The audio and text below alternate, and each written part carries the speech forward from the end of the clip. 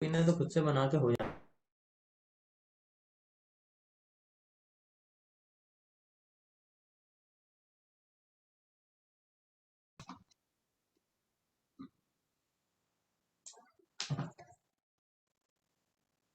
Good afternoon, all of you.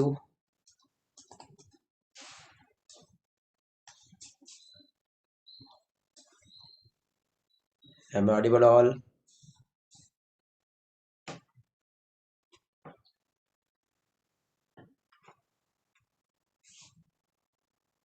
Good afternoon, Ria. Good afternoon, Anushka.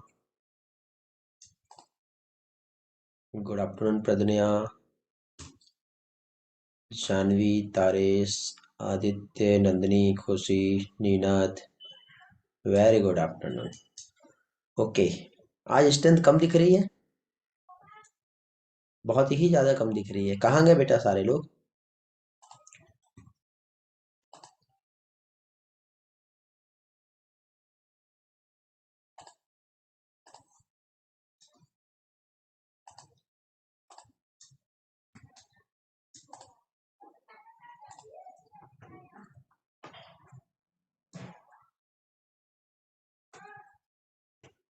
Okay, start करें।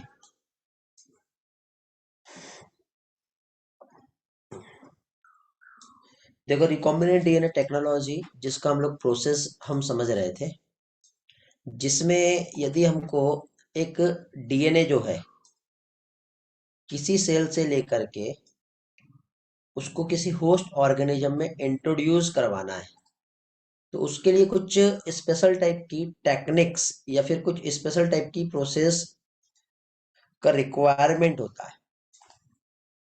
ठीक है, तो उसमें क्या क्या स्टेप्स इन्वॉल्व होती है वो अभी हम एक बार रिवाइज करते हुए कुछ न्यू प्रोसेस को भी हम देखेंगे। जैसे कि फॉर एग्जांपल, सबसे पहले जेनेटिक मटेरियल जो है उसको हमने आइसोलेट किए। ये वाला पार्ट हमने देख लिए कैसे आइसोलेट करते हैं।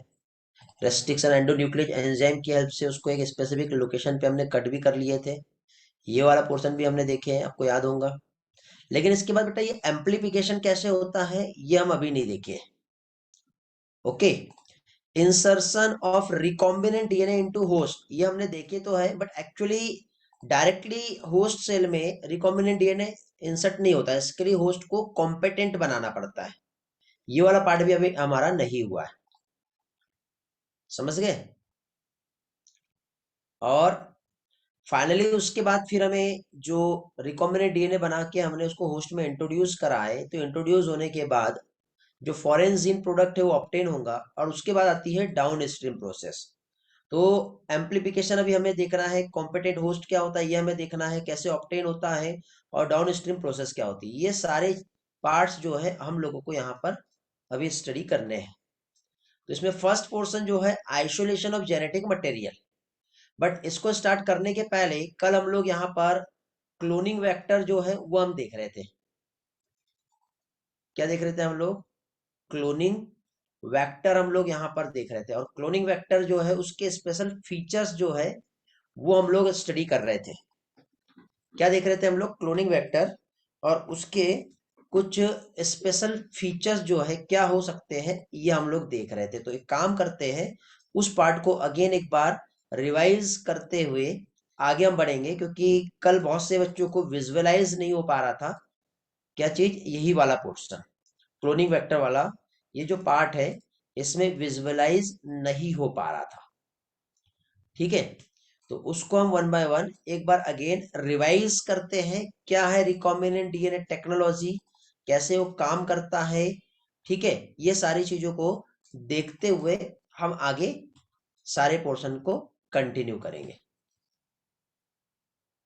यस को वॉइस नहीं आ रहा है क्या? बाकी बच्चों के साथ भी यही प्रॉब्लम है? यस के साथ जो प्रॉब्लम है वो बाकी लोगों के साथ भी सेम प्रॉब्लम है क्या? रिस्पॉन्स करेंगे? नहीं है। यस बेटा, रिज्वाइन करके देखो। यस, रिज्वाइन करो।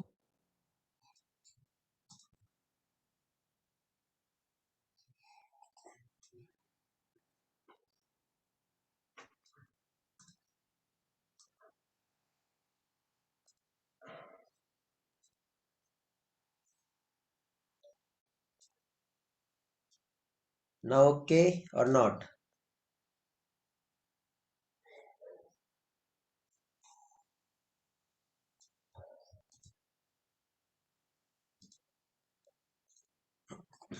क्लियर है? हाँ, तो स्टार्ट कर रहे हैं अभी हम लोग, जस्ट वेट। कल हम लोगों ने जो देखे थे, क्या देखे थे बेटा हम लोगों ने कल? कल हम लोगों ने यहाँ पर जो स्टडी किए थे, तो उसमें जो मेन प्रॉब्लम हमें आ रहा था, वो आ रहा था किस चीज को लेकर के? सिलेक्टेबल मार्कर को लेकर के। ओके, तो देखिए बेटा, अभी आपके सामने स्क्रीन बोर्ड पर एक स्लाइड में शेयर करूंगा। स्लाइड दिखाई दे रही है बेटा? रिस्पॉन्स करो जल्दी से। स्लाइड दिख रहा है? चलो धीरे धीरे बाकी बच्चे भी ज्वाइन करते जा रहे हैं। हाँ, तो देखिए बेटा, यहाँ पे क्या देख रहे थे हम लोग? कुछ फीचर्स किस चीज के लिए? जो क्लोनिंग जो हमें करना है, तो उसके लिए कुछ वेक्टर में कुछ स्पेशल टाइप के फीचर्स जो है वो रिक्वायर्ड होते हैं। तो कौन कौन से फीचर्स चाहिए हमें? तो एक तो उसमें ये हमें जो दिखाई दे रहा है स्पेशल, ये वाला पॉइंट, ओरिजिन ऑफ एप्लीकेशन होना चाहिए। सिलेक्टेबल मार्कर उसके पास रहने चाहिए। क्लोनिंग साइट उसके पास होनी चाहिए। और जो भी वेक्टर है फॉर क्लोनिंग जीन, प्लांट और एनिमल दोनों के लिए स्पेसिफिक भी होना चाहिए। ओके, तो देखिए यहाँ पे सबसे पहले हम लोग ओरिजिन ऑफ रेप्लिकेशन जो है, ये क्या होता है ये हम देखेंगे। मतलब एक ऐसा सीक्वेंस जहां से रेप्लिकेशन जो है वो स्टार्ट होता है। यदि इस जगह पे हमने स्मॉल पीस ऑफ डीएनए को लिंक कराए, तो होस्ट सेल में जाने के बाद, ठीक है, वो मे बी रेप्लिकेट हो पाए या फिर ना हो पाए। मतलब ये एक ऐसा सीक्वेंस है जहां पर जो लिंक डीएनए है, उसकी कितनी कॉपी बनाना है, उस चीज को क्या करेगा? ये कंट्रोल करेगा। ओके, ये रहता है। फिर सेकंड आता है सिलेक्टेबल मार्कर। तो सिलेक्टेबल मार्कर जो है एक ऐसा टूल होता है जिसकी हेल्प से कोई भी रिकॉम्बिनेंट डीएनए जो है, ठीक है, वो रिकॉम्बिनेंट हुआ है या नहीं हुआ है, जिसे हम ट्रांसफॉर्मेंट कहते हैं, तो उसको हम आइडेंटिफाई कर सकते हैं। यदि रिकॉम्बिनेंट नहीं हुआ तो उसको हम इलिमिनेट भी कर सकते हैं। और रिकॉम्बिनेंट हुआ तो उसको हम आगे चल के क्या है, होस्ट सेल में इंट्रोड्यूस भी करा सकते हैं। यस बेटा, आपके साथ ही प्रॉब्लम है, रिज्वाइन करो। समझ गए? तो इस तरह से यहाँ पर ये जो है, ये क्या है? Selectable marker. तो ट्रांसफॉर्मेशन एक ऐसा प्रोसेस जिसकी हेल्प से हम लोग क्या है, स्मॉल पीस ऑफ डीएनए को होस्ट के अंदर इंट्रोड्यूस करा देंगे। तो इस फिनोमिना को ट्रांसफॉर्मेशन कहेंगे। और जो सब्सटेंस, जो बैक रिकॉम्बिनेंट डीएनए जिसको हम इंट्रोड्यूस करा रहे हैं, उसे हम ट्रांसफॉर्मेंट कहते हैं। ओके, तो सिलेक्टेबल मार्कर के लिए जनरली हम जो यूज करते हैं टूल, उसमें हम एंटीबायोटिक रेजिस्टेंस जीन का यूज करते हैं। ठीक है, ये सब कल हो गया था। एंटीबायोटिक रेजिस्टेंस जीन जिसमें एम्पिसिलिन, टेट्रासाइक्लिन, क्लोरामफेनिकोल, कैनामाइसिन, ये सारे जो आप देख रहे हो, ये जो है, ये क्या चीज है बेटा? ये एंटीबायोटिक रेजिस्टेंस जीन है। ओके, तो इस स्लाइड में आपके लिए इंपॉर्टेंट ये है कि सिलेक्टेबल मार्कर क्या होता है, ये याद रखना है। सिलेक्टेबल मार्कर मींस जिसकी हेल्प से हम रिकॉम्बिनेंट डीएनए को आइडेंटिफाई कर सकते हैं, और यदि रिकॉम्बिनेंट नहीं हुआ तो उसको हम इलिमिनेट भी कर सकते हैं। ओके, ये चीज आपको याद रखनी है। तो अब यहाँ पे जैसे कि हम लोगों ने ये जो सारे पॉइंट्स देखे, जिसमें हमें एक ये वाला पार्ट जो है ये अच्छे तरह से समझना है सिलेक्टेबल मार्कर के लिए। तो देखो, अभी हमारे पास कोई यदि एक वेक्टर है, ठीक है, अब ये वेक्टर जो हमारे पास है जिसका नाम है PBR322, ये वाला, ये रिकॉम्बिनेंट प्लाज्मिड है बेटा, वेक्टर नहीं कहेंगे हम इसे। PBR322 जो है, तो ये P stand for plasmid, B for Bolivar, R for Rodrigues. ये एक साइंटिस्ट है, बॉलीवर और रोड्रिग्यूज, इन्होंने इस प्लाज्मिड को रिकॉम्बिनेंट बनाया है। तो उनके नाम पे ही हम PBR322 हम समझते, मतलब इसका नाम दे दिया। ओके, तो अब ये जो PBR322 है, इसके पास देखो एक ORI सीक्वेंस है, ओरिजिन ऑफ रेप्लिकेशन कहते हैं जिसे, ठीक है, और एक है रोप। ठीक है, रोप के पास एक स्पेशल टाइप का जीन होता है जिसे PVUS यू सेकंड कहेंगे। इधर साइड ये एम्पिसिलिन रेजिस्टेंस जीन आपको दिख रहा है ये वाला, इधर साइड आपको टेट्रासाइक्लिन रेजिस्टेंस जीन दिख रहा है। एम्पिसिलिन रेजिस्टेंस जीन के पास दो साइट होती है, रेस्ट्रिक्शन साइट, एक है PVU1 और PST1, और एक टेट्रासाइक्लिन रेजिस्टेंस जीन के पास दो रेस्ट्रिक्शन साइट है, BAMH1 और SAL1। ये एंजाइम नहीं है बेटा, ये रेस्ट्रिक्शन साइट है। ये एक स्पेशल एक इधर एक जगह है जहां पे एक रेस्ट्रिक्शन एंजाइम की जुड़ने की साइट होती है, HINT3, COL1 और EcoR1, ये ऐसे तीन यहाँ पे रेस्ट्रिक्शन एंजाइम की जुड़ने की साइट होती है। तो इस तरह से ये जो प्लाज्मिड बन गया, ये हो गया PBr322। ओके, अब ये जो बनाया है, तो अब क्या करेंगे, ये जो प्लाज्मिड है, इस प्लाज्मिड का हम यूज करते हैं रिकॉम्बिनेंट डीएनए बनाने में। अब ये जो रिकॉम्बिनेंट डीएनए बनाने में इस प्लाज्मिड को हम यूज करेंगे, तो इसमें हम लोग सिलेक्टेबल मार्कर वाले टूल का यूज करते हैं, तो एम्पिसिलिन रेजिस्टेंस या फिर टेट्रासाइक्लिन रेजिस्टेंस। अब ये क्या होता है और कैसे होता है ये हम समझेंगे। तो क्लोनिंग साइट, जैसे कि मैं थोड़ी देर पहले आपको समझा रहा था क्या होती है, तो क्लोनिंग साइट मतलब एक ऐसी साइट जो फॉरेन डीएनए को जिसपे क्या किया जा सकता है, लिंक किया जा सकता है।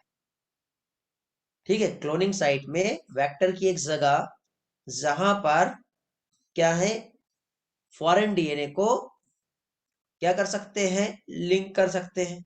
अब यदि मान लो ये एक वेक्टर है, तो इसमें एक यहाँ पे, एक यहाँ पे, एक यहाँ पे, एक यहाँ पे, ऐसे बहुत सारी क्लोनिंग साइट हो सकती है।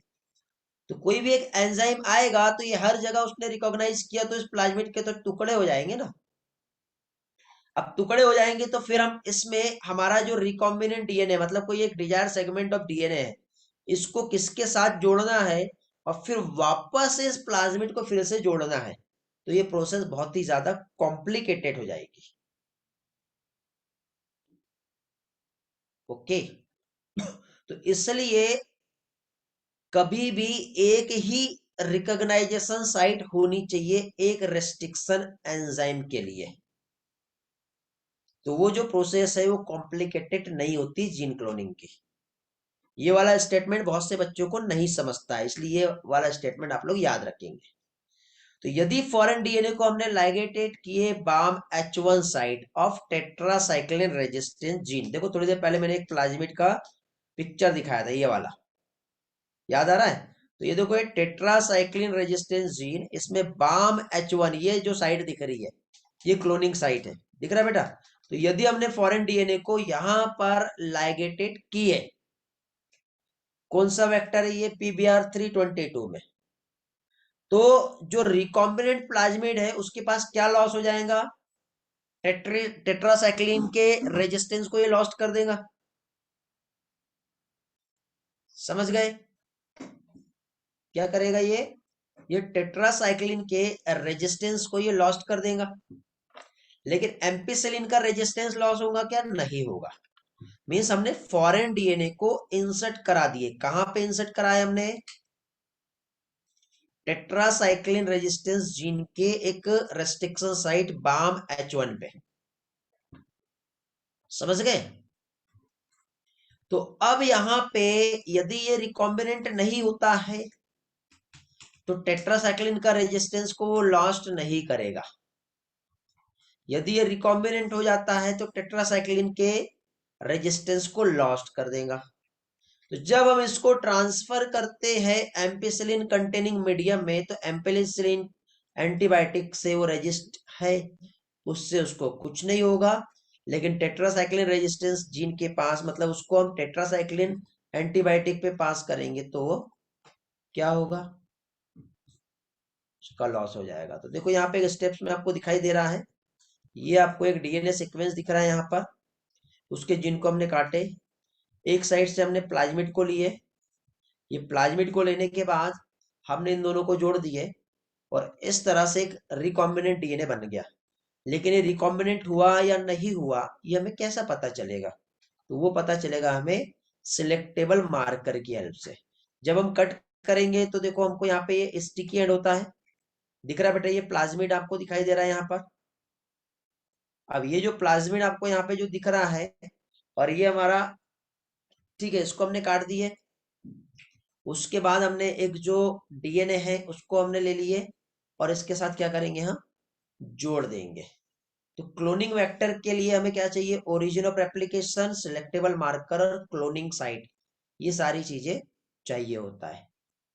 अच्छा, नीनद को अब समझ में आ गया सिलेक्टेबल मार्कर। बेटा और कुछ कंसेप्ट है सिलेक्टेबल मार्कर को लेकर के, समझ में आएगा आपको अच्छे से। तो देखो, यदि ये एक प्लाज्मिड आपको जो दिखाई दे रहा है, तो ये जो प्लाज्मिड है, ठीक है, तो इस प्लाज्मिड में इधर साइड आपको एक जीन दिख रहा है जो एंटीबायोटिक से रेजिस्टेंस है। यहाँ पे इको R1 एंजाइम जो है आके जुड़ सकता है, उसकी जगह ये रिकॉग्नाइजेशन साइट है, जिसको आके यहाँ से एंजाइम इसको क्या करेगा, काट देगा। जैसे ही काटा तो अब इस जगह पे हम इस फॉरेन डीएनए को यहाँ पे लाइगेटेड कर सकते हैं। ठीक है, थोड़ी देर के बाद एनिमेशन से भी दिखाऊंगा बेटा, ध्यान से समझो। फिर लाइगेटेड होने के बाद क्या होगा, अब उसको हमने क्या किए, ये जो रिकॉम्बिनेंट डीएनए है इसको हमने होस्ट के अंदर ऐसे इंट्रोड्यूस करा दिए। फिर ये जो बैक्टीरिया है ये अब क्या करेगा, मल्टीप्लाई करेगा। मल्टीप्लाई होने के बाद अपनी ऐसी क्या करेगा, ये बहुत सारी कॉपीज बना लेगा। और इसके अंदर क्या कैरेक्टर है, अभी जो डिजायर डीएनए हमने इंट्रोड्यूस करा है वो इसके अंदर देखने को मिलेंगे। समझे? तो अब ट्रांसफॉर्मेंट जो हुआ है, जैसे कि सपोज ये एक बैक्टीरिया है, ठीक है, इस जिसको हम होस्ट कहते हैं, ठीक है, इस होस्ट के अंदर जो हमारा रिकॉम्बिनेंट डीएनए है उसको हमने इंट्रोड्यूस करा दिए। अब क्वेश्चन ये है कि डीएनए हमारा रिकॉम्बिनेंट हुआ था या नहीं हुआ था, इसको हमको पहचानना है। तो हमने क्या किया बेटा, जो टेट्रासाइक्लिन रेजिस्टेंस जीन है उसको इनएक्टिव कर दिए। क्यों हुआ इनएक्टिव, क्योंकि उसको हमने काट दिए और उसको कट करने के बाद उसकी जगह पे हमने desire segment of DNA add कर दिए। बट इधर जो एम्पिसिलिन रेजिस्टेंस जीन है उसको कुछ भी नहीं हुआ है। तो ट्रांसफॉर्मेंट को यदि हम एम्पिसिलिन कंटेनिंग मीडियम, जैसे कि सपोज यहाँ पे हमने एक मीडियम ली है एम्पिसिलिन और वहां पे इस बैक्टीरिया को हम ग्रो करा रहे हैं, तो यदि हम इसे एम्पिसिलिन कंटेनिंग मीडियम में ग्रो कराएंगे तो इस बैक्टीरिया की डेथ होंगी क्या, नहीं, क्योंकि ये एम्पिसिलिन से अभी भी रेजिस्टेंस शो करेगा। और उसके बाद फिर इसको यहां से हम ट्रांसफर करते हैं टेट्रासाइक्लिन कंटेनिंग मीडियम में।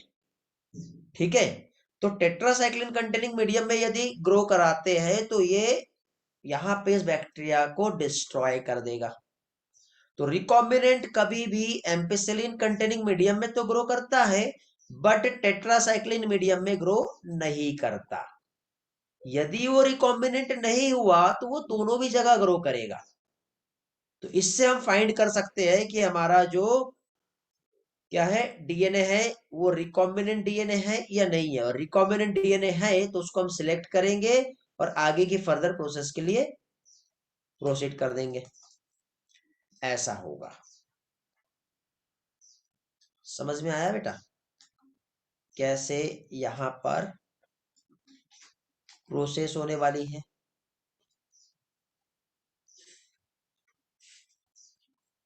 एनसीईआरटी का ही एक एक स्टेटमेंट है जो मैं आपको समझा रहा हूं।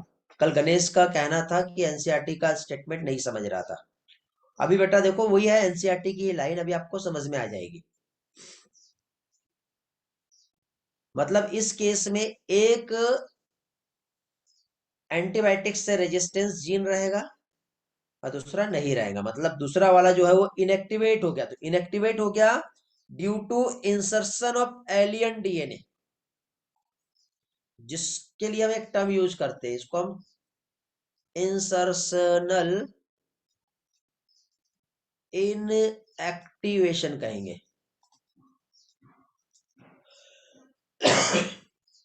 क्या कहेंगे इसे? इसे हम कहेंगे इंसर्शनल इनएक्टिवेशन।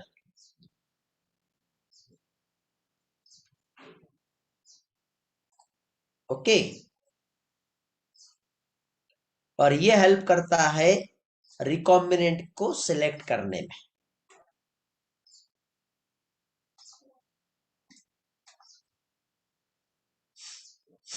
देखो अगेन एक बार रिवाइज करते हैं क्या क्या पढ़े हमने। ये एक नॉन रिकॉम्बिनेंट पीबीआर था जिसके पास एम्पिसिलिन और टेट्रासाइक्लिन दोनों से रेजिस्टेंस था। दूसरा ये एक रिकॉम्बिनेंट पीबीआर है जिसके पास एम्पिसिलिन से तो रेजिस्टेंस रहेगा बट टेट्रासाइक्लिन से रेजिस्टेंस नहीं रहेगा। यदि इसको हम किसी होस्ट में और इसको भी किसी होस्ट में इंट्रोड्यूस कराते हैं, दोनों को करा दिया हमने, तो अब ये एक इकोलाई बैक्टीरिया है जिसके अंदर इसको हमने इंट्रोड्यूस करा है।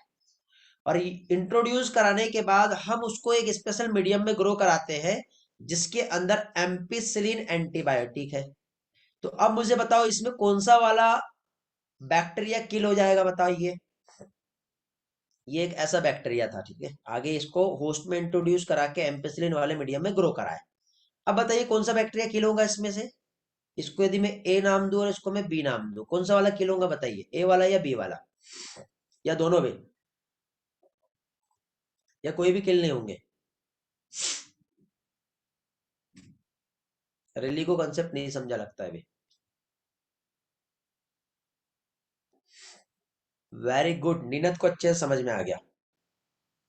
बेटा ये आंसर में ही आपके अंडरस्टैंडिंग छुपी हुई है, इसलिए सभी लोग रिस्पॉन्स करो। बाकी लोग जाग रहे हैं या सो गए हैं? बेटा क्लियर है करके नहीं आंसर दो। मैंने ये जो क्वेश्चन पूछा उसका आंसर दो, तब वेरीफाई होगा कि आपको ये समझा या नहीं समझा। क्योंकि सिलेक्टेबल मार्कर समझना इतना आसान काम नहीं है। अच्छे अच्छों की हवा निकल जाती है बेटा इस पोर्शन को समझने में। ये वाला पोर्शन है जितना टफ।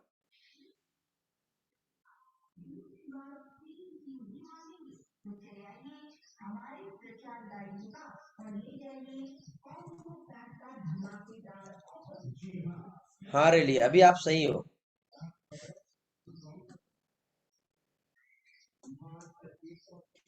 देखिए बेटा, थोड़ी देर पहले मैंने एनसीईआरटी के लाइन को पढ़ के डिक्टेट करके एक्सप्लेन करा, समझाया, उसको यहाँ डायग्रामेटिकली समझा रहा हूँ। और जो समझाया उसके मैं आपसे क्वेश्चन कर रहा हूँ। यदि क्वेश्चन नहीं समझा तो फिर से देखो, अगेन फिर से समझो। एक काम करता हूँ, इसके लिए मैं यहाँ पे समझाता हूँ। देखिए मैं आपको अभी यहाँ पे ट्राई कर रहा हूँ कि आपको सिलेक्टेबल मार्कर क्या है वो समझ में आ जाए। क्या चीज? Selectable marker. अब ये जो सिलेक्टेबल मार्कर की यदि हम बात करें तो देखो, ये जो था, फिर से प्रोसेस समझा रहा हूं बेटा मैं।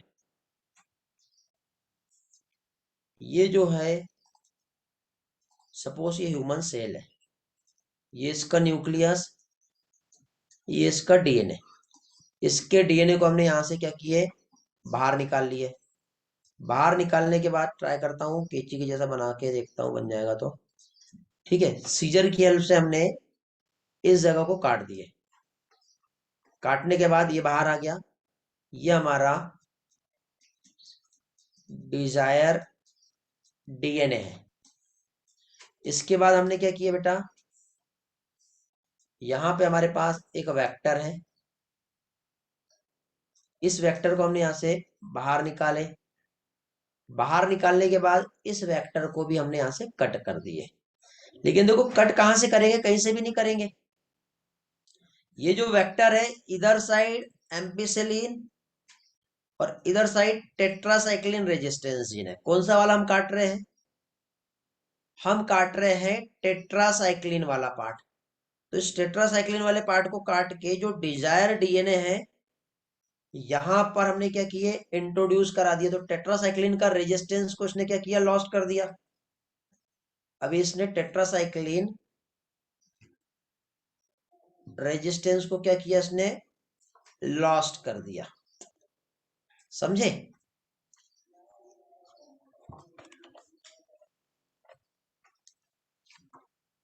अब क्वेश्चन ये है कि रियल में रिकॉम्बिनेंट डीएनए बना है या नहीं बना है।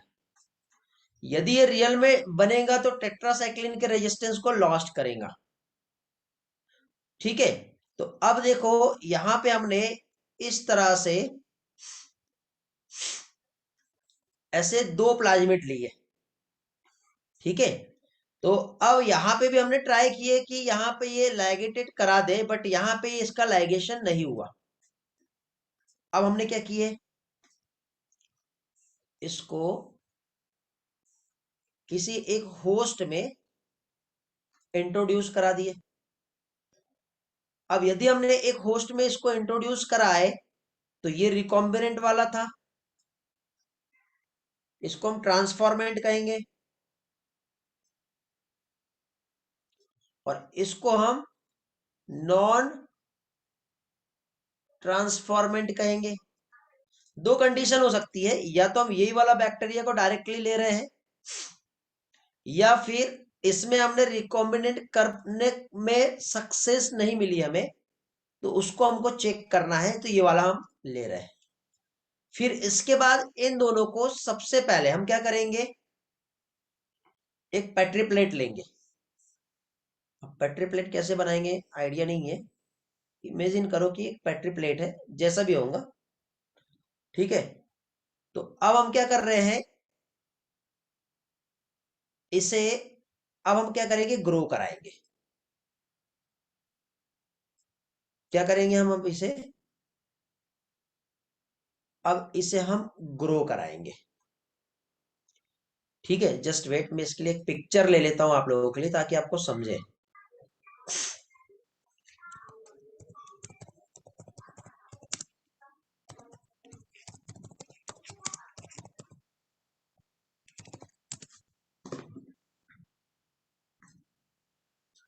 पिक्चर्स की हेल्प से आपको समझाता हूं।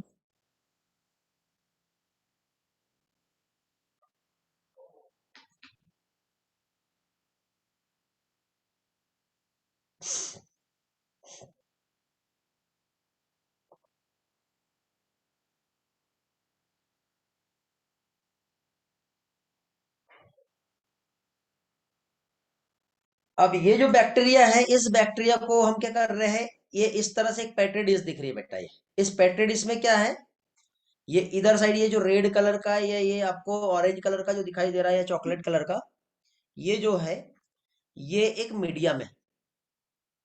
मीडियम मतलब एक खाना, उसके लिए एक फूड, जिसमें ये जो है, ये बैक्टीरिया ग्रो कर रहे हैं। अब ये ग्रो करेंगे तो उनको खाना पीना चाहिए, तो ये जो मीडियम है, यहां से ही खाएंगे ये। तो इस मीडियम में हमने क्या किए, साथ ही साथ एम्पीसिलिन एंटीबायोटिक जो है, ये भी हम लोगों ने ऐड कर दिए। तो मुझे बताइए कि यदि हमने इसमें एंटीबायोटिक ऐड किए, तो ये भी PBr322 था, गलत लिख दिया, ये भी PBr322 था, और ये भी PBr322 है। यदि मैं इसको ए और इसको बी नाम देता हूं, तो मुझे बताओ इस एम्पिसिलिन रेजिस्टेंस मीडियम में कौन सा जो है बैक्टीरिया ग्रो करेगा। मतलब ये एक बैक्टीरिया बेटा ये, और उसके अंदर एक प्लाज्मिड है, ये भी बैक्टीरिया, उसके अंदर एक प्लाज्मिड है PBr322। कौन सा बैक्टीरिया ग्रो करेगा बताइए, ए वाला या बी वाला, या कोई भी नहीं करेगा, या दोनों भी करेगा। अब आंसर मिलना चाहिए बेटा मुझे। स्नेहल को अभी भी कंसेप्ट नहीं समझा, गणेश को भी नहीं समझा, नीनत को भी नहीं समझा, रैली को समझ में आ गया, वेरी गुड।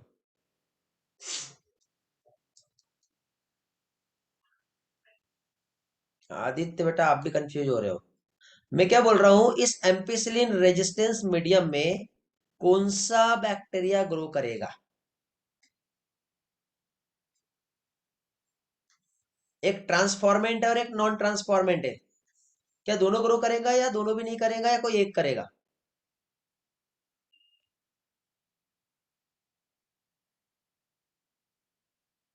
तो वही तो क्वेश्चन है बेटा नीना, तो यही तो मुझे चाहिए आपका आंसर।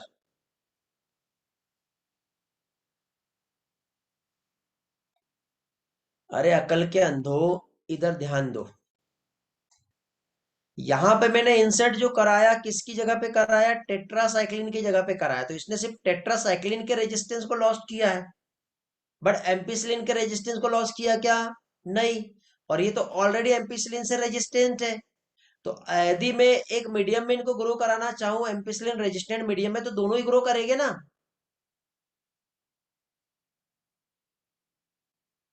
ये नॉन ट्रांसफॉर्मेंट है और ये ट्रांसफॉर्मेंट है, बट दोनों भी PBr322 है, और PBr322 के पास एम्पिसिलिन रेजिस्टेंट तो जीन है, और इंसर्ट हमने जो किए,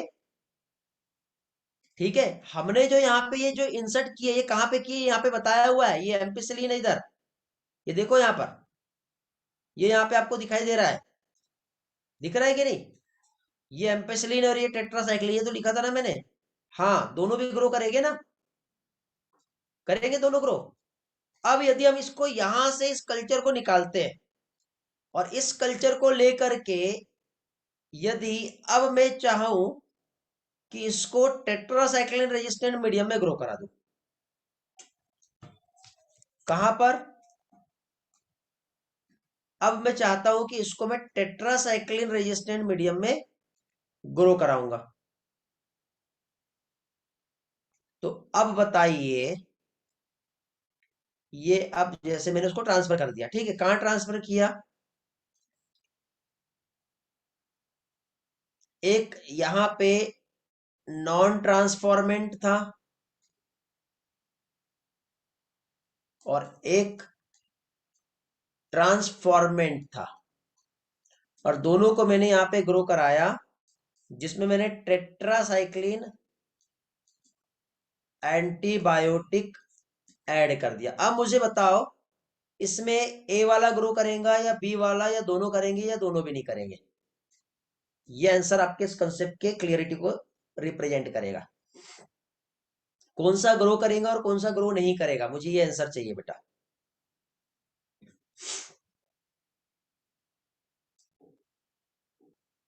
स्क्रीनशॉट लेते जाना सभी चीजों का, लिख के भेजो, ये ग्रो करेगा और ये ग्रो नहीं करेगा, ए ग्रो करेगा, ए ग्रो नहीं करेगा, बी ग्रो करेगा, बी ग्रो नहीं करेगा।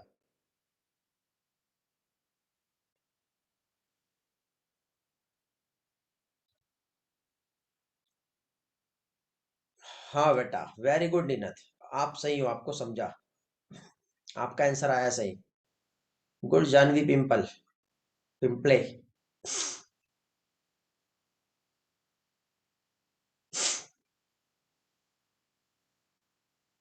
बाकी बच्चे लोग आंसर दो यार, जल्दी जल्दी। क्वेश्चन मेरा ये है कि टेट्रासाइक्लिन रेजिस्ट, ये टेट्रासाइक्लिन मीडियम है, तो इसमें कौन सा बैक्टीरिया ग्रो करेगा, ट्रांसफॉर्मेंट या नॉन ट्रांसफॉर्मेंट, और कौन सा नहीं करेगा, या दोनों करेंगे या दोनों नहीं करेंगे।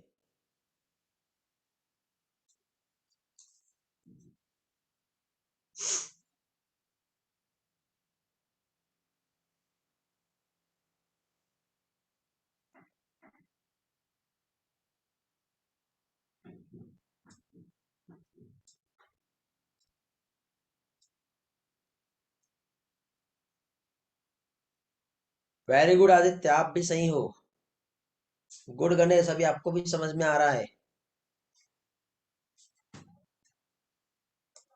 गुड स्नेहल, आपको भी समझा, जल्दी जल्दी रिस्पॉन्स करो यार, अपन बहुत स्लो हो गए अभी बायोटेक में, इतना स्लो नहीं चलना था हमें, ऐसा रहा तो फिर हमारे डेडलाइन के पहले सिलेबस नहीं हो पाएगा, या फिर एक्स्ट्रा क्लास रखनी पड़ेगी हमें फिर।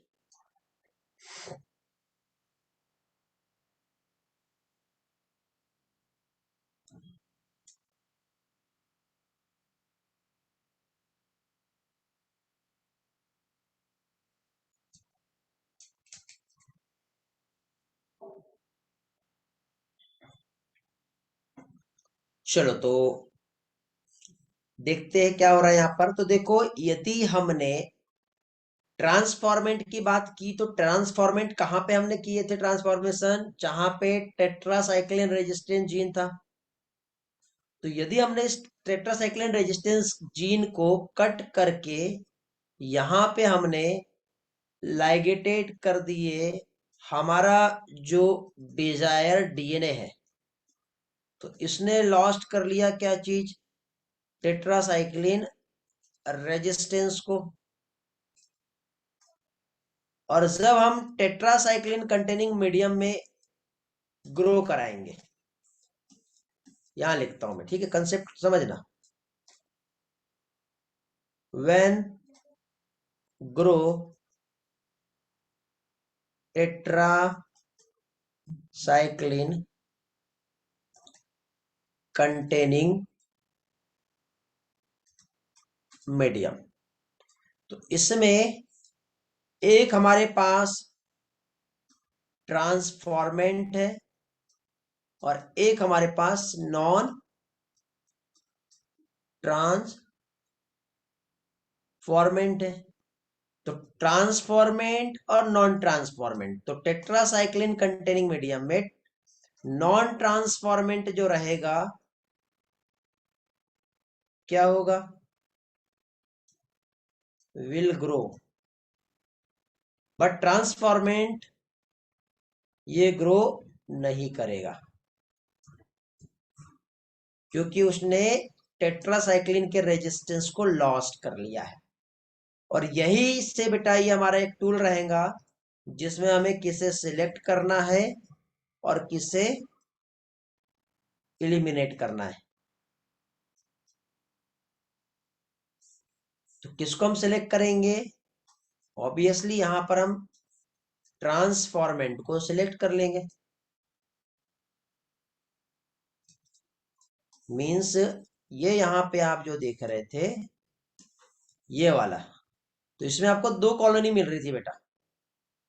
एक आपको कुछ ऐसी कॉलोनी दिखेगी, एक आपको कुछ ऐसी कॉलोनी दिखेगी। तो इसमें एक स्पेशल टाइप की कॉलोनी को आप ले लो और दूसरे टाइप की मत लो। जैसे कि छोटी छोटी अलग टाइप की कॉलोनी दिख रही है और ये अलग की दिख रही है, ना दो अलग अलग टाइप की। तो एक को ले लो, दूसरे को मत लो। अब सेलेक्ट करके आगे का फर्दर प्रोसेस के लिए इसको पास कर दो। समझ गए। तो देखो यहाँ पे यही क्वेश्चन था मेरा, ये एम्पिसिलिन कंटेनिंग मीडियम है और ये टेट्रासाइक्लिन कंटेनिंग मीडियम है। तो एम्पिसिलिन कंटेनिंग मीडियम में ए भी ग्रो करेगा और बी भी करेगा, बट टेट्रासाइक्लिन कंटेनिंग मीडियम में सिर्फ और सिर्फ जो नॉन ट्रांसफॉर्मेंट है वो ग्रो करेगा। समझ गए, समझा क्या।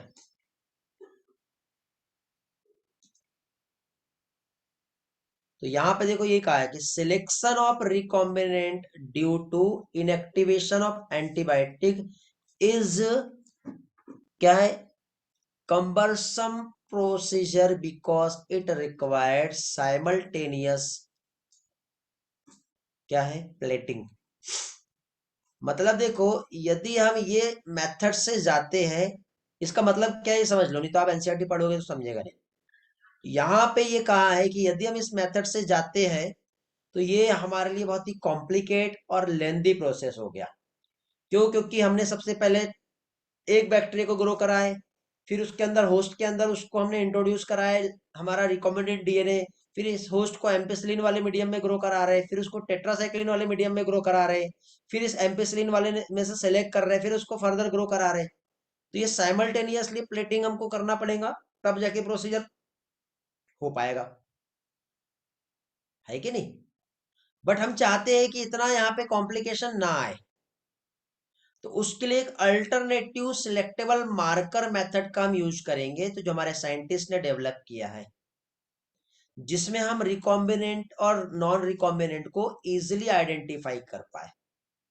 और ये किसके बेसिस पे आइडेंटिफिकेशन होगा इसका, इसका आइडेंटिफिकेशन होगा क्रोमोजेनिक सबस्ट्रेट की हेल्प से। क्योंकि क्रोमोजेनिक सबस्ट्रेट एक ऐसा कंपाउंड जो कि कलर प्रोड्यूस कर सकता है। ठीक है, इस सब्सटेंस में एक एबिलिटी होती है कि वो एक कलर प्रोड्यूस कर सकता है। तो अब यहाँ पे हमको क्या होगा कि एक रिकॉम्बिनेंट है तो रेड कलर आ जाएगा और नहीं है तो ब्लू कलर आ जाएगा। ठीक है, तो इस तरह की कॉलोनी हमको देखने को मिलेगी। तो इस तरह की कॉलोनी जब हम वहां पे देख पाए तो उसकी हेल्प से हम लोग उसको आइडेंटिफाई कर पाएंगे और फिर जो हमारा रिकॉम्बिनेंट है उसको हम सिलेक्ट कर पाएंगे। तो उसमें हमको इतनी सारी प्लेटिंग करने की जरूरत नहीं पड़ेगी। तो यहाँ पे देखो रिकॉम्बिनेंट डीएनए टेक्नोलॉजी में जब हम इस तरह से टेक्निक को यूज कर रहे हैं, तो देखो बेटा यदि हमने एक ये सेल के अंदर ये जो डीएनए है इसके अंदर एक स्पेशल टाइप का जीन होता है जिसको हम बीटा गैलेक्टोसाइडेज जीन कहते हैं, याद है। अब बीटा गैलेक्टोसाइडेज जीन जो होता है ये लैक्टोज को तोड़ता है, ये हम लोगों ने इसके पहले पढ़े थे। लैक्टोज को ग्लूकोज प्लस गैलेक्टोज में तोड़ता है। मतलब जो डीएनए होता है उसके पास एक जीन होता है जो बीटा गैलेक्टोसाइडेज एंजाइम को प्रोड्यूस कर सकता है। अब बीटा गैलेक्टोसाइडेज एंजाइम यदि प्रोड्यूस हुआ और यदि हमने मीडियम में लैक्टोज हमने दिए तो लैक्टोज को वो ग्लूकोज और गैलेक्टोज में तोड़ सकता है। समझ गया बेटा? Hello, hello, are you with me? तो अब क्या होगा, यदि यहां से हमने एक प्लाज्मिड को लिए, इस प्लाज्मिड के पास एक जीन था, कौन सा था? बीटा गैलेक्टोसाइडेज एंजाइम को प्रोड्यूस करने वाला। इसको हमने यहां से काट दिए और जहां पे हमने काटे वहीं पे हमने क्या किए, उस कट वाली जगह पर ही यदि हमने इस तरह से हमारे डिजायर डीएनए को यहाँ पे चिपका दिए, अब क्या होगा बताओ? बीटा गैलेक्टोसाइड एंजाइम प्रोड्यूस नहीं होगा और लैक्टोज को ये ग्लूकोज और गैलेक्टोज में कन्वर्ट नहीं करेगा। और यदि ये कन्वर्ट नहीं हुआ तो ब्लू कलर की कॉलोनी नहीं आएगी। यदि कन्वर्ट होता तो ब्लू कलर की कॉलोनी आती। तो ब्लू कलर आ रहा है या नहीं आ रहा, उससे हम पहचान सकते हैं कि हमारा जो डीएनए है वो रिकॉम्बिनेंट हुआ है या नहीं हुआ है। इस फिनोमिना को इंसर्शनल इनएक्टिवेशन कहते हैं। इंसर्शनल इनएक्टिवेशन मतलब इस जीन पे हमने किसी और को इंसर्ट कर दिए तो उसकी जो प्रोसेस थी ये बनाने वाली वो इनएक्टिवेट हो गई। ओके, तो ये जो प्रोसेस हो रहा है तो presence of chromogenic substance blue colour की कॉलोनी वो देगा। यदि प्लाज्मिड में बैक्टीरिया में यदि बैक्टीरिया के प्लाज्मिड में हमने इंसर्ट नहीं किए हैं तो इंसर्ट नहीं किए तो बीटा गैलेक्टोसाइडेज बनेगा और वो ब्लू कलर देगा। यदि हमने वहां पे इंसर्शनल इनएक्टिवेशन कर दिए तो कोई भी कलर नहीं बनेगा। और कलर नहीं बना तो समझ लो कि हमारी जो कॉलोनी है वो रिकॉम्बिनेंट वाला बैक्टीरिया है। आई होप समझ में आ रहा होगा। ऐसा कोई बच्चा जिसे नहीं समझा एक बार रिस्पॉन्स कर दो।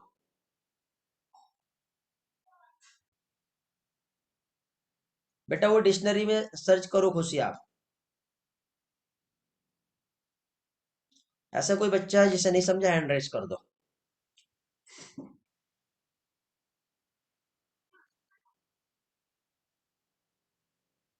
क्योंकि देखो बेटा मैं एक एक स्टेटमेंट को पढ़ते हुए आपको समझा रहा हूं, इससे बेस्ट आपको और कहीं नहीं मिलेगा। गणेश को नहीं समझा लगता है ना? ओके, चलो ठीक। देखता हूँ मेरे पास इसमें कुछ पिक्चर है क्या। थोड़ा नहीं समझा, ठीक है, सारा समझ जाएगा गणेश, थोड़ा सा वेट करो। देखने दो, कुछ पिक्चर होगी मेरे पास तो।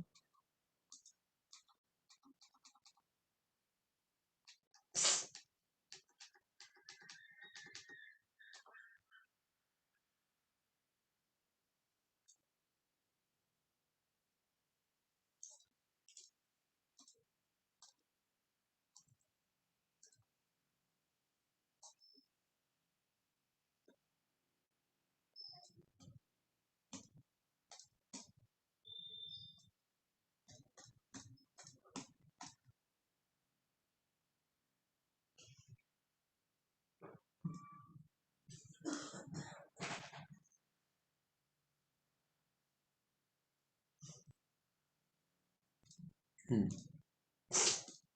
ओके, देखो पिक्चर नहीं दिख रहा है, ड्राइंग से समझा देता हूँ क्या प्रोसेस हो रही है यहाँ पर। ये स्क्रीनशॉट लेते चलो बेटा आप सारे।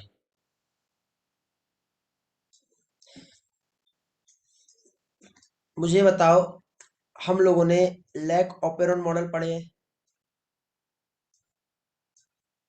याद आ रहा है? क्या इस लेक्चर में थे आप लोग? थे ना? तो लैक ऑपेरॉन मतलब एक क्लस्टर ऑफ जीन होता है। क्लस्टर ऑफ जीन में जैसे ये डीएनए है, ऐसे देखे थे हमने। ये एक डीएनए है। तो यहाँ पे हमने रिप्रेसर पढ़े थे, यहाँ पे हमने प्रमोटर पढ़े थे, यहाँ पे ऑपरेटर, यहाँ पे जेड वाई और ए। आरएनए पॉलीमरेज यहाँ पे जुड़ता है, आगे बढ़ता है। ये जेड वाला क्या बनाता है? बीटा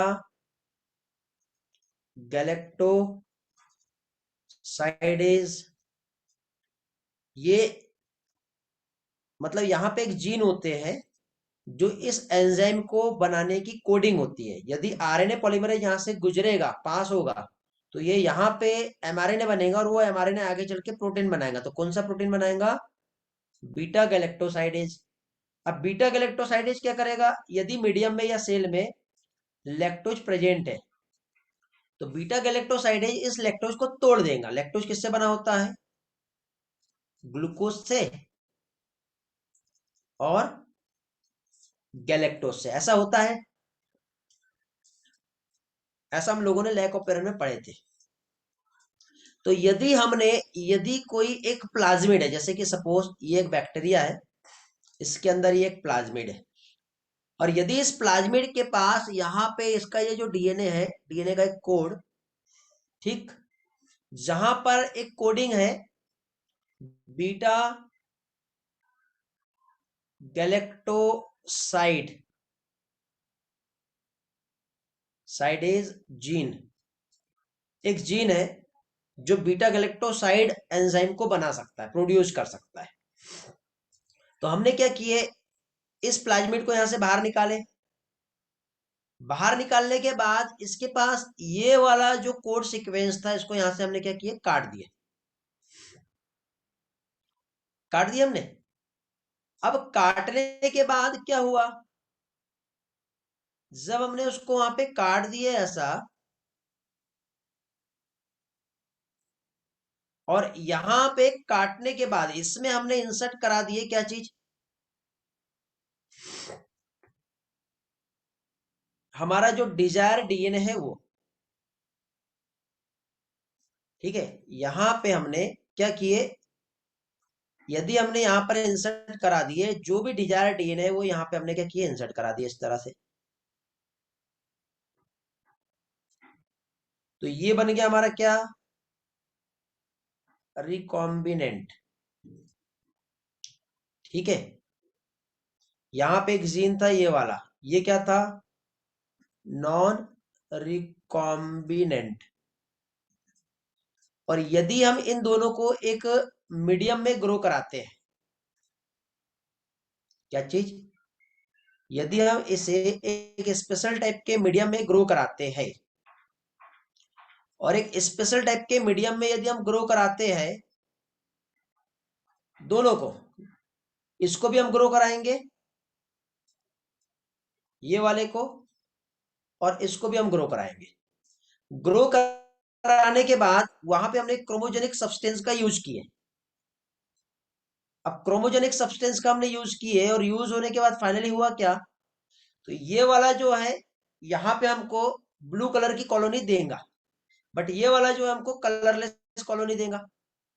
तो सपोज ये कलर कॉलोनी आ रहा है और ये कलरलेस कॉलोनी आ रहा है, तो जो कलर कॉलोनी आ रहा है मतलब वो हमारा रिकॉम्बिनेंट नहीं हुआ है।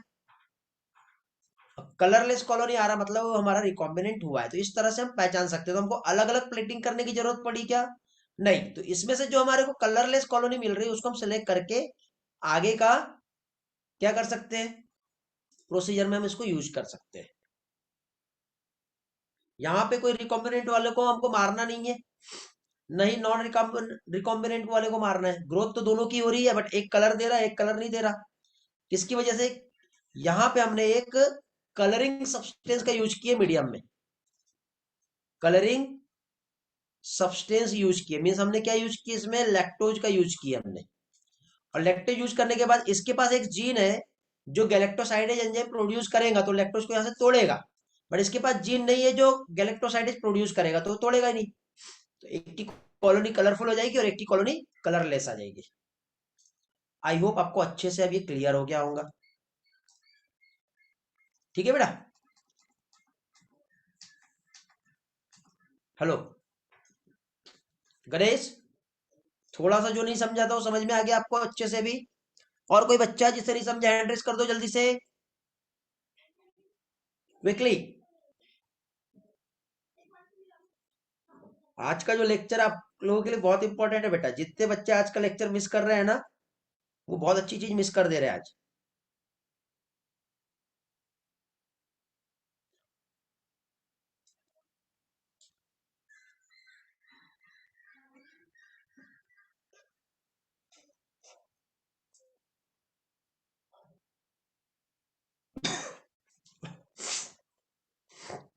चलो सभी को समझ में आ गया है, रिस्पॉन्स आ गया मेरे तक के सभी का।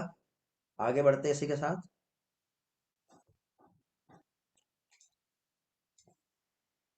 तो देखिए बेटा, अब vector for cloning in plant and animal. अभी तक के हम जो वेक्टर देख रहे थे वो किसके लिए देख रहे थे? बैक्टीरिया के लिए हम देख रहे थे। लेकिन अब हमको प्लांट के लिए या फिर एनिमल के लिए, मतलब प्लांट और एनिमल सेल में हम कोई वेक्टर यूज करेंगे। तो अब मुझे बताओ बेटा, जैसे कि एक प्लाज्मिड था, उसको लेकर के हमने इस बैक्टीरिया में इंट्रोड्यूस करा दिए। लेकिन यदि मैं कहूं कि मैं ह्यूमन है और मेरे अंदर एक डीएनए, जो रिकॉम्बिनेंट डीएनए, उसको ऐसा पिन करके इंजेक्शन से भर दो अंदर, और मैं बिल्कुल रिकॉम्बिनेंट बॉडी बन जाए मेरा, ऐसा होगा क्या पॉसिबल? बताइए। नहीं होगा ना। तो इसके लिए हमको क्या करना पड़ेगा? तो स्पेशली हम एक प्लांट की बात करते हैं। ओके, एक डायकोट प्लांट है।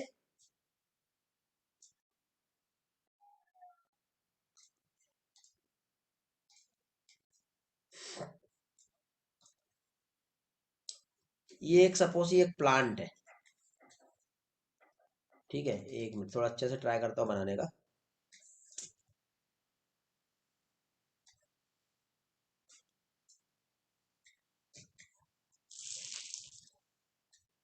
देखो, ये एक प्लांट है।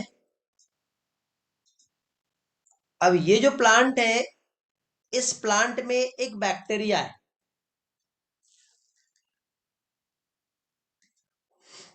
जिसका नाम है एग्रो बैक्टीरियम ट्यूमिफेसियंस। तो ये जो एग्रोबैक्टीरियम ट्यूमिफेसियंस है,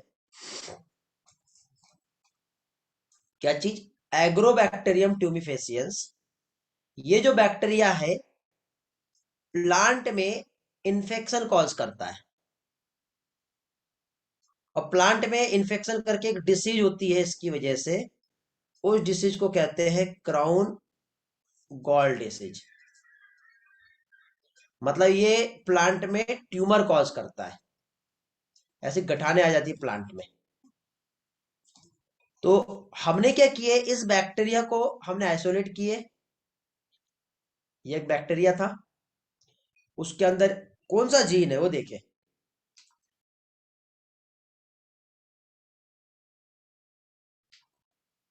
हेलो, क्या कहा मैंने? ये एक बैक्टीरिया है। इस बैक्टीरिया के अंदर, यहां पे हमने देखे कि इसके पास जो क्राउन गॉल कॉज करने वाला एक प्लाज्मिड है, इसको कहते हैं टी आई प्लाज्मिड। और इस टी आई प्लाज्मिड में यहां पर एक जीन है, जिसको कहते हैं tumour inducing gene. Tumour inducing gene जो है, ये क्या करेगा? ट्यूमर कॉज करेगा। ओके, क्या चीज? ट्यूमर कॉज करेगा। तो यदि कुछ ऐसा हो जाए कि हम इसमें, ये यहां पर, इसको हम यहां से काट दें, क्या करें? काट दें यहां से। कुछ ऐसा हो जाए कि हम यदि उसको वहां से काट देते हैं, इसको काटे बेटा हमने, ट्यूमर इंड्यूसिंग जीन को काट दिए, तो अब बताओ ट्यूमर कॉज करेगा क्या? नहीं। और काटने के बाद उसकी उस जगह पे यदि हम एक दूसरा, यहां पे जो डिजायर डीएनए है वो लगा देते हैं। लगाने के बाद हम इसको हम क्या कहेंगे? Recombinant DNA. अब इस रिकॉम्बिनेंट डीएनए को हम इस बैक्टीरिया के अंदर इंट्रोड्यूस कर देते हैं अभी। और अब ये बैक्टीरिया यदि प्लांट में इंफेक्शन कॉज करेगा भी, तो हमने सपोज यहाँ पे जो जीन हमने लिए, वो कौन सा लिए? कोई भी एक डिजायर जीन लिए हमने। जैसे कि हम जानते हैं कि राइजोबियम एक बैक्टीरिया है। एक दूसरा बैक्टीरिया लेंगे हम, एक राइजोबियम एक बैक्टीरिया है, ये बैक्टीरिया, ये इसका प्लाज्मिड है, और इसके पास भी तो एक जीन है। ये जो जीन है इसको हम NIF जीन कहेंगे। NIF जीन मतलब ये क्या कर सकता है, नाइट्रोजन को फिक्स कर सकता है। तो हमने क्या किए, इसको, इस बैक्टीरिया को यहां से बाहर निकाले, इसका एक जीन लिए, इसको हमने काट दिए, और ये काटने के बाद इसको हमने क्या किए, लाइगेटेड कर दिए, किसके साथ, एग्रोबैक्टीरियम के साथ। क्योंकि देखो ये, अब क्या होगा, ये जो बैक्टीरिया है उस प्लांट के अंदर चला जाएगा बेटा। ये जैसे प्लांट का ये स्टेम और टिश्यू है, और ये प्लांट की यदि ये लीफ है, तो ये जो बैक्टीरिया है ये यहाँ पे ऐसे प्लांट के अंदर चला जाएगा। अब प्लांट में अब ट्यूमर गॉल डिसीज कॉज नहीं होगी। अब प्लांट को नाइट्रोजन चाहिए तो उसको नेचुरली नाइट्रोजन फिक्स करके मिलेगा, तो वो डिसीज भी नहीं हो रहा है उसको, अब बदले में नाइट्रोजन फिक्स करके वहां पे मिल रहा है। चलो पढ़ लेते हैं यहां पर। एग्रोबैक्टीरियम ट्यूमिफेसियंस एक पैथोजन है कुछ डायकोट प्लांट में, ठीक है। तो ये हमारे लिए एबल होता है किस चीज के लिए, deliver to piece of DNA, जिसको हम tDNA कहेंगे, या फिर transform normal plant cell into a tumour and direct this tumour cell produce the chemical required the pathogen. अब ये इतना सारा स्टेटमेंट आपको नहीं समझेगा, बट मैंने इसको बहुत सिंप्लीफाई तरीके से समझा दिया। ओके, एनिमल में हम क्या करते हैं बेटा, रिट्रोवायरस। रिट्रोवायरस जानते हो आप, ये हमारे बॉडी में कैंसर कॉज करता है। तो हमने क्या किया, इस रिट्रोवायरस को निकाले, इसके पास जो कैंसर कॉजिंग जीन है उसको वहां से कट कर दिए, और उसके पास हमने अपना वाला डीएनए इंसर्ट करा दिए, और फिर ह्यूमन में बोला बेटा कर इन्फेक्शन कितना करता है। अब इन्फेक्शन कर तो रहा है, बट हमको कैंसर नहीं होगा, जो डिजायर डीएनए हमें चाहिए वो हम पहुंचा सकते हैं। तो इस तरह से हम ह्यूमन में इसे हम पहुंचा सकते हैं। तो ट्यूमर इंड्यूसिंग टीआई प्लाज्मिड जो एग्रोबैक्टीरियम ट्यूमिफेसियंस पे था, इसको हमने मॉडिफाई किए क्लोनिंग वेक्टर की तरह। अब ये हमारे लिए पैथोजेनिक नहीं है प्लांट के लिए, बट ये किसी भी जीन को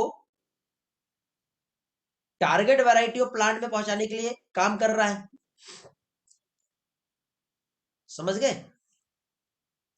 रेट्रोवायरस जो है बेटा उसको हमने डिसआर्म कर दिए।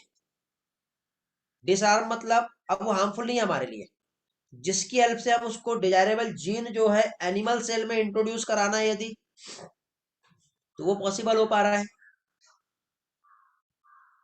तो इस तरह से बैक्टीरिया प्लांट और एनिमल में ये अंदर जाने के बाद मल्टीप्लाई करेगा, और मल्टीप्लाई होने के बाद क्या होगा, जो चीज हमें चाहिए वो हमें यहाँ पे मिलेगी।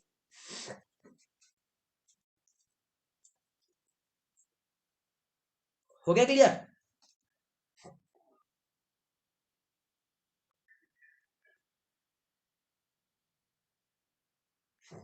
अब ऐसा कोई बच्चा है जिसे ये वाला पार्ट नहीं समझ में आ रहा,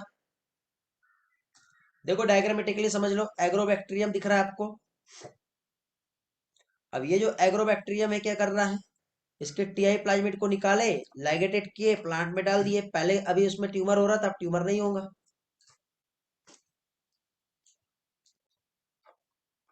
ये रेट्रोवायरस है, उसके अंदर के उस जीन को निकाल दिए जो कैंसर कॉज कर रहा था, अब एनिमल में डालेंगे तो अब हमारे को जो चाहिए वो मिलेगा। इसके बाद आता है कंपेटेंट होस्ट। अब देखो प्लांट में या एनिमल में अब ऐसा थोड़ी होता है बेटा कि हमने रिकॉम्बिनेंट डीएनए बना लिए, इंजेक्शन लिए और अंदर घुसा दिए और जीन पहुंच जाएगा, कभी भी ऐसा नहीं होता। यदि हमको रिकॉम्बिनेंट डीएनए को किसी होस्ट में इंट्रोड्यूस कराना है तो उसके लिए होस्ट को कॉम्पिटेंट करना पड़ेगा। क्या करना पड़ेगा, कॉम्पिटेंट। तो होस्ट को कॉम्पिटेंट के लिए स्पेशली हम बैक्टीरिया की बात करते हैं। तो बैक्टीरिया में देखो outermost boundary cell wall होती है, और उसके बाद सेल मेम्ब्रेन होती है। तो हमको कुछ इस पे ऐसा ट्रीटमेंट देना पड़ेगा कि सेल वॉल में पोर बन जाए और सेल मेम्ब्रेन में भी पोर बन जाए, बट बैक्टीरिया का डेथ भी ना हो, और कोई भी एक जीन यहां से इसके अंदर और यहां से इसके अंदर ऐसा पहुंच जाए। तो कैसे होगा, तो इसके लिए देखो, एक तो डाइवेलेंट कैटायन का यूज करना पड़ता है, और ठंडी गर्मी वाला जो ट्रीटमेंट होता है, हीट और कोल्ड ट्रीटमेंट कहते हैं जिसे, वो हमें देना पड़ता है। तो कंपेटेंट होस्ट जो होता है बेटा, ये इसेंशियल होता है, जिससे हम डीएनए को उसके अंदर ट्रांसफर कर सकते हैं। किसको? रिकॉम्बिनेंट डीएनए को। तो इसके लिए देखो, डीएनए एक हाइड्रोफिलिक मॉलिक्यूल होता है, तो डायरेक्टली ये मेम्ब्रेन से पास नहीं होगा। पहली चीज तो ये, ऐसा थोड़ी कि डीएनए को हमने यहाँ रख दिया और ये बैक्टीरियल सेल है, मेम्ब्रेन से अंदर एब्जॉर्ब कर लेगा। ऐसा होगा क्या? नहीं होगा ना। तो सेल मेम्ब्रेन से डीएनए कभी भी पास नहीं होता। अब सेल मेम्ब्रेन से पास नहीं होता, तो बैक्टीरियल सेल को सबसे पहले हमको डीएनए को एक्सेप्ट कर ले वैसा बनाना पड़ेगा। तो ऐसा बनाने के लिए हमें क्या करना पड़ेगा? हम उसके लिए क्या करते हैं, सबसे पहले उस बैक्टीरिया को हम स्पेसिफिक कंसंट्रेशन होता है कैल्शियम आयन का, उस पर हम ट्रीट करते हैं। डाइवेलेंट कैटायन कहते हैं हम जिसको, जिसमें हम कैल्शियम का यूज करते हैं। तो जब हम डाइवेलेंट कैटायन का यूज करेंगे, तो ये आउटर मोस्ट जो बाउंड्री होती है ना सेल वॉल, इसमें ये ओपन हो जाएंगे इसके पोर्स इस तरह से। तो यदि हमारे कोई रिकॉम्बिनेंट डीएनए, तो इसको ये अंदर अपने अंदर ले लेगा। अब बात आती है सेल मेम्ब्रेन के अंदर कैसे पहुंचा है। अभी देखो, ये सेल वॉल से तो चला गया, अब सेल मेम्ब्रेन से भी अंदर पहुंचाना है। तो ये डीएनए जो है बैक्टीरिया में सेल वॉल के अंदर तो चला गया पोर्स बन के। अब इस बैक्टीरिया को हम क्या करते हैं, पर्टिकुलर टेम्परेचर पे हीट करते हैं, और इमिडिएटली आइस में हम उसको ठंडा कर लेते हैं। तो ठंडी गर्मी से सेल मेम्ब्रेन के पोर्स जो है ये ओपन हो जाएंगे, और फिर ये जो डीएनए यहाँ पर आया है, इसको हम यहाँ से बैक्टीरिया के अंदर पहुंचा सकते हैं। ये लिखा हुआ है यहाँ पे देखो, रिकॉम्बिनेंट डीएनए को अब फोर्स कर दिया। फिर उसके बाद उस बैक्टीरिया को हम क्या करते हैं, 42 डिग्री, ज्यादा नहीं बेटा, नहीं तो बैक्टीरिया का डेथ हो जाएगा, 42 डिग्री सेल्सियस पे हीट देते हैं। ओके। देन इमिडिएटली हम क्या करते हैं, उसको आइस में ठंडा कर देते हैं। तो इस तरह से हीट और कोल्ड ट्रीटमेंट की वजह से सेल मेम्ब्रेन के पोर ओपन होंगे, और रिकॉम्बिनेंट डीएनए उस बैक्टीरिया में चला जाएगा। तो ये बात हुई बैक्टीरिया के लिए। ये बात हुई किसके लिए? बैक्टीरिया के लिए। अब बात आती है किसकी? अब बात आती है हमारे, अब एनिमल और प्लांट में क्या करेंगे हम? एनिमल और प्लांट में जीन गन मेथड और बायोलिस्टिक मेथड जो है, ठीक है, अदर मेथड जो फॉरेन डीएनए को होस्ट सेल में हमको इंट्रोड्यूस कराना है, ठीक है। तो एक आता है बेटा माइक्रो इंजेक्शन। रिकॉम्बिनेंट डीएनए को डायरेक्टली एनिमल सेल के न्यूक्लियस में यदि इंजेक्ट करना है, तो एक माइक्रोपिपेट का यूज करते हैं। स्पेशली जैसे कि हम oocyte, एग और एम्ब्रियो जो है, इसके अंदर डिजायर डीएनए को हमको पहुंचाना है, तो माइक्रो नीडल का यूज करके डायरेक्टली, ये देखो बेटा, ये इस तरह से, ठीक है। अब पिक्चर मेरे पास है नहीं अभी, ठीक है, यूज करते हैं। और बायोलिस्टिक मेथड जिसको हम जीन गन कहते हैं, ये इस तरह से बेटा, टंगस्टन का बना हुआ एक जो है, क्या है, पैलेट, जिसमें हम टारगेट सेल में शॉट कर रहे हैं डायरेक्टली, एकदम से जैसे बम्बार्ड करते हैं बिल्कुल। तो प्लांट के लिए हम लोग जीन गन मेथड का यूज करते हैं। ओके। प्लांट के लिए हम लोग जीन गन मेथड का यूज करते हैं, और एनिमल में माइक्रो इंजेक्शन का यूज करते हैं। तो इस तरह से होस्ट के अंदर डिजायर डीएनए को हम इंट्रोड्यूस करा सकते हैं। आई होप आपको ये वाला पार्ट अच्छी तरह से क्लियर हो गया होगा। रिस्पॉन्स कर दो बेटा जल्दी से।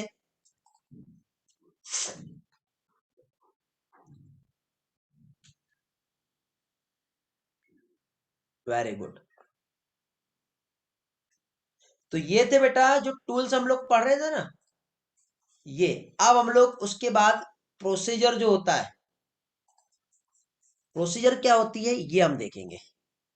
तो आज हमारा थर्सडे है, कल फ्राइडे है, फिर सैटरडे, फिर संडे, फिर मंडे। 1 2 3 4 5, 5 डेज है आपके पास। यदि हम कैलकुलेट करें तो मे बी इसमें एक दिन का क्लास मैं नहीं लूंगा, तो हो सकता है कि संडे आपका क्लास लूं या फिर मंडे लूं। तो इसमें कल हम लोग इस चैप्टर को कंप्लीट कर लेंगे, और फिर 2 क्लास लगेगी बायोटेक के एप्लीकेशन वाले पोर्शन को कंप्लीट करने में। उसमें ज़्यादा बहुत टाइम नहीं जाता है, टोटल थ्योरी है वो, क्योंकि एप्लीकेशन है ना, एप्लीकेशन मतलब याद करने वाला पार्ट है सारा।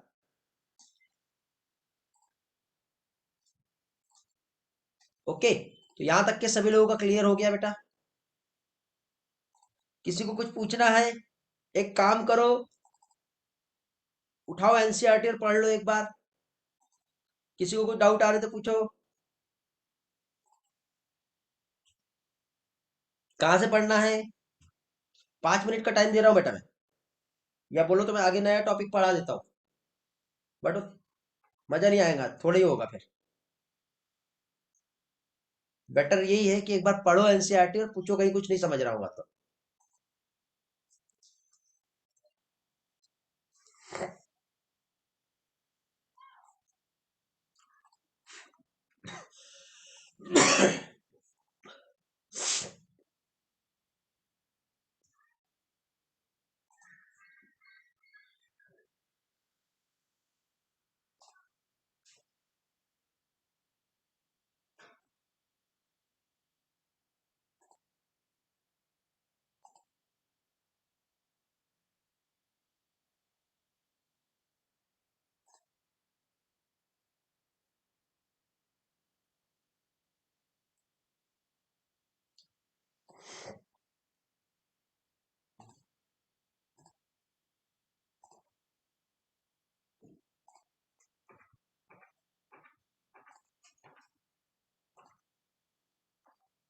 बेटा पढ़ रहे हैं सभी लोग? एनसीईआरटी है या एनसीईआरटी शेयर करना है?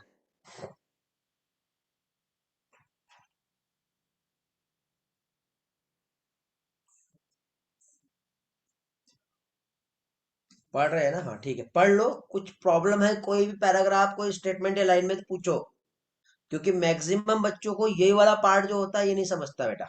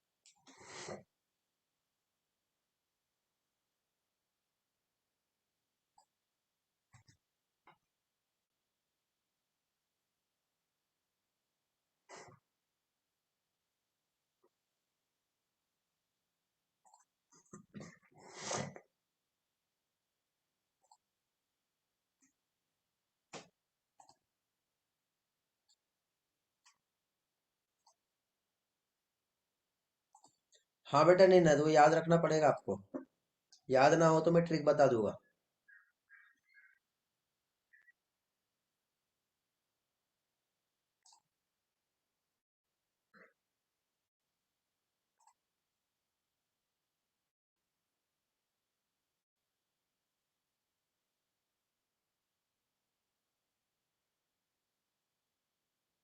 बेटा कल हम लोग नेक्स्ट चैप जो बायोटेक का एप्लीकेशन वाला पार्ट है वो भी हम चालू कर देंगे। ठीक है, पीसीआर पढ़ना है हमें, बायो रिएक्टर पढ़ना है। बहुत ज्यादा नहीं है उसमें, थ्योरी है। ठीक है। और उसके बाद फिर हम एप्लीकेशंस भी जो है बायोटेक की वो स्टार्ट कर देंगे। तो बायोटेक का एप्लीकेशन वाला पार्ट भी आपको पढ़ के आना है कल। और एप्लीकेशन के लिए हमें सिर्फ 2 लेक्चर चाहिए।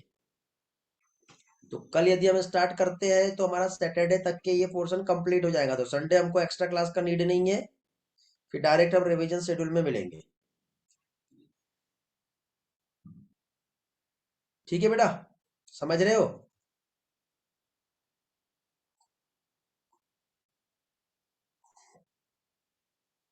ठीक है, पढ़ लिए क्या? किसी को कुछ पूछना है? पढ़ के हो गया तो डन लिख के भेजेंगे। और अभी पूछ लो, बाद में प्रॉब्लम रहती नहीं तो फिर बहुत सारी। कुछ भी पूछना है तो पूछो। गणेश बेटा आपका वो वाला पार्ट क्लियर हुआ क्या? कल जो पूछे थे आपने मुझसे।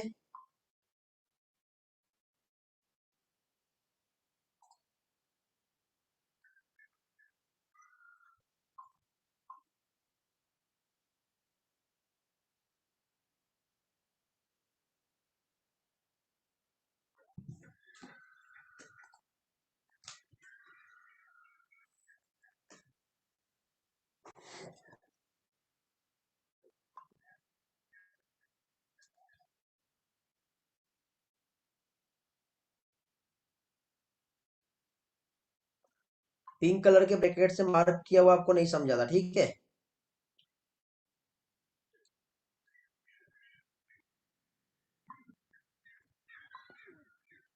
कंस्ट्रक्शन वाला,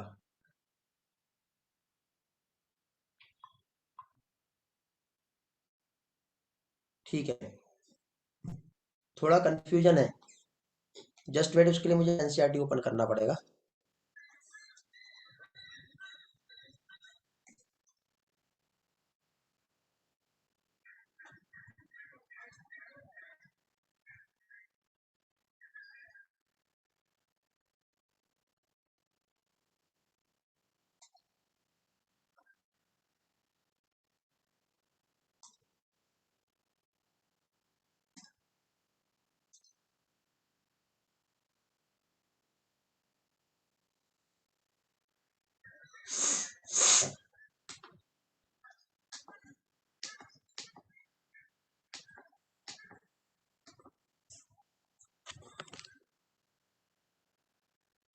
चलो बेटा गणेश, आपका जो प्रॉब्लम है वो क्लियर करवा देता हूं यहाँ पे। देखो, let us now focus construction of artificial recombinant DNA molecule. ठीक, तो यहाँ पे सबसे पहले जो रिकॉम्बिनेंट डीएनए जो फॉर्म हुआ वो कैसे हुआ। तो हमारा जो साइंटिस्ट है हर्बर्ट बोयर और स्टैनले कोहेन, इन्होंने क्या किया बेटा, उन्होंने देखा कि ये एक बैक्टीरिया है, इस बैक्टीरिया का नाम है साल्मोनेला। साल्मोनेला के पास एंटीबायोटिक रेजिस्टेंस जीन है। तो इन्होंने क्या किया, साल्मोनेला के उस एंटीबायोटिक रेजिस्टेंस जीन को बाहर निकाल दिया। फिर ये एक दूसरा बैक्टीरिया था, ये बैक्टीरिया का नाम है इकोलाई। बट इकोलाई के पास किसी भी टाइप का रेजिस्टेंस जीन नहीं है। तो अब इन्होंने क्या किया, जो रेजिस्टेंस जीन ये वाला था इसको इसके साथ चिपका दिया। तो साल्मोनेला को जब रेजिस्ट एंटीबायोटिक वाले मीडियम में ग्रो कराते थे तो इसका डेथ नहीं होता था, बट इकोलाई का डेथ हो जाता था। लेकिन जब इसने यहाँ पे इस जीन को इंट्रोड्यूस कराया तो एंटीबायोटिक रेजिस्टेंस जीन में अब इकोलाई का भी डेथ नहीं हो रहा था। तो ये अपने आप तो नहीं हुआ होगा ना, तो उसमें उन्होंने एक वेक्टर का यूज किए, और वेक्टर का यूज करके फाइनली क्या हुआ, पहले रेस्ट्रिक्शन एंजाइम से काटे, फिर वेक्टर की हेल्प से उसको जोड़े, लाइगेज एंजाइम से उसको चिपकाए, चिपकाने के बाद फिर फाइनली उसको होस्ट में इंट्रोड्यूस कराए। ऐसा यहाँ पे दिया हुआ है गणेश। अब इस कंसेप्ट के बेस पर इसको एक बार पढ़ लो और फिर देखो कौन सा लाइन नहीं समझ रहा है। बाकी बच्चों का क्लियर हो गया बेटा।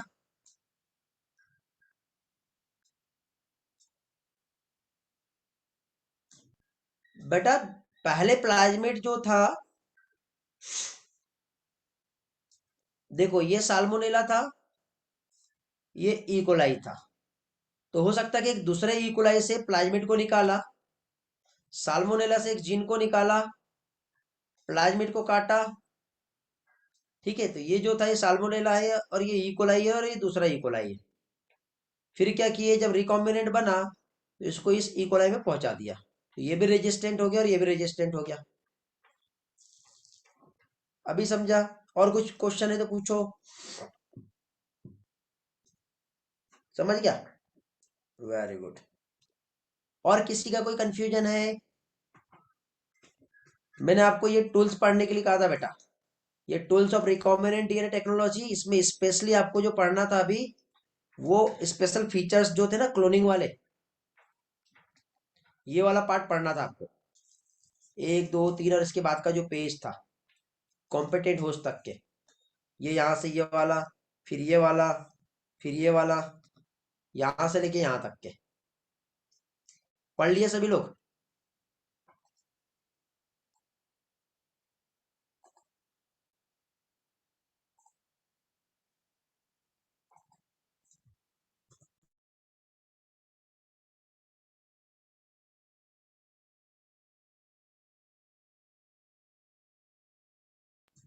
नीना जी, ट्रांसफेक्शन क्या है मुझे नहीं समझा। कौन सा फोर्थ पॉइंट रिपीट करना बेटा गणेश, पेज नंबर बताओ।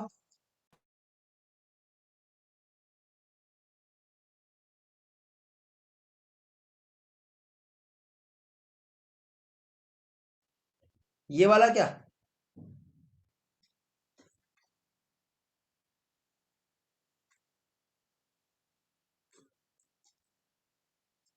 इसमें बेटा ये थोड़ी देर पहले मैंने आपको जो एक बैक्टीरिया का नाम बताया था ना, एग्रोबैक्टीरियम ट्यूमिफेसियंस, वही वाला कंसेप्ट है यहाँ।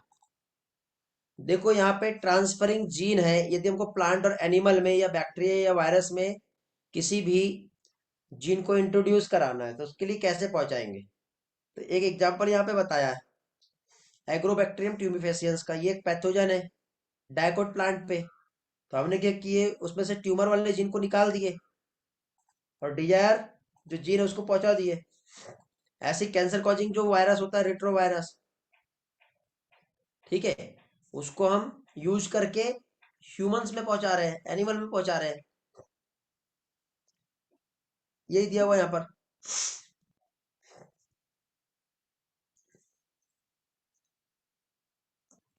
कॉम्पिटेंट का मतलब होता है बेटा कि होस्ट को यदि रिकॉम्बिनेंट डीएनए एक्सेप्ट करना है तो उसको ऐसा बनाना पड़ेगा, अपने आप से वो एक्सेप्ट नहीं कर पाएगा।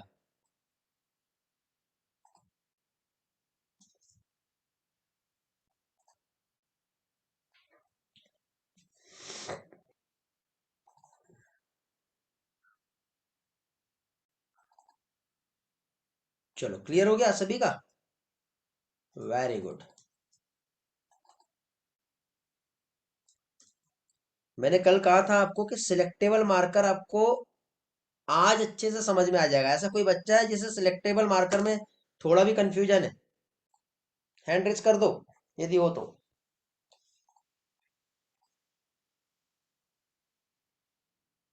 आज आपने उसको समझे ना बेटा, एक एक स्टेप्स जाने तब आपको समझा अच्छे से।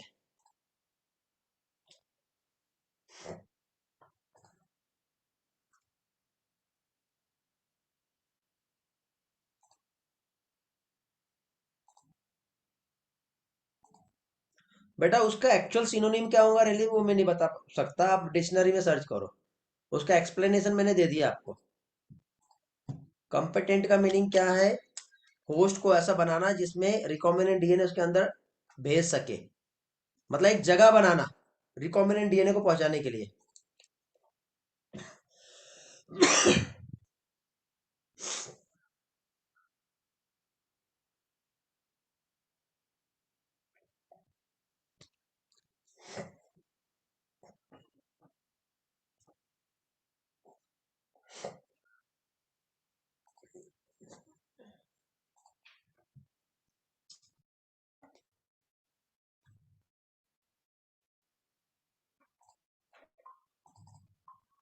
चलो तो एंड करें फिर बेटा आज का क्लास।